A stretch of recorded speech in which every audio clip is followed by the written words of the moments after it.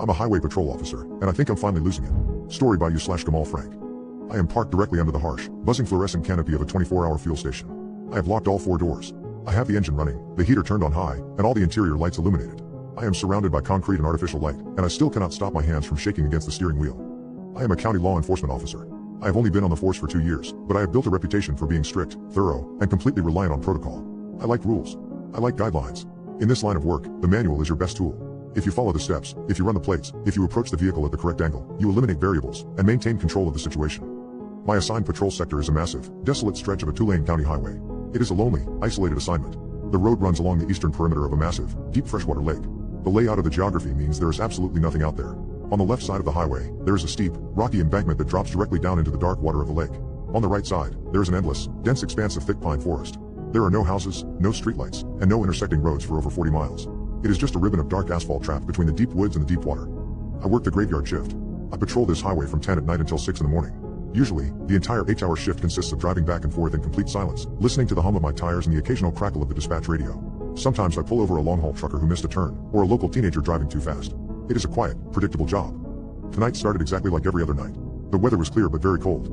A thick layer of fog was rolling off the surface of the lake, creeping over the embankment and drifting across the asphalt. I was cruising at 40 miles per hour, holding a cup of lukewarm coffee, scanning the dark road ahead with my headlights. At approximately 2:15 a.m., I saw a vehicle driving a few miles ahead of me. I sped up slightly to close the distance. It was a dark-colored minivan, an older model. It was traveling well under the speed limit, moving at maybe 30 miles per hour. As I got closer, I noticed 2 things.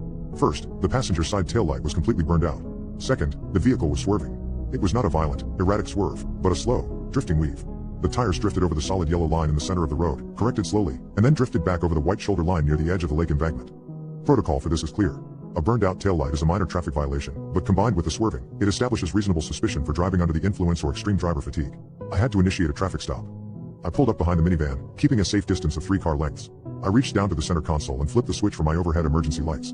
The flashing red and blue strobes instantly illuminated the dark highway, reflecting off the thick pine trees on the right and cutting through the fog drifting off the lake on the left. The driver of the minivan reacted slowly. It took them nearly a quarter of a mile to register the lights in their rearview mirror.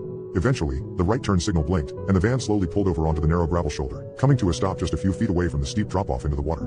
I pulled my cruiser onto the shoulder behind them. I followed my training exactly. I offset my vehicle slightly to the left, creating a safety corridor between my cruiser and the flow of traffic.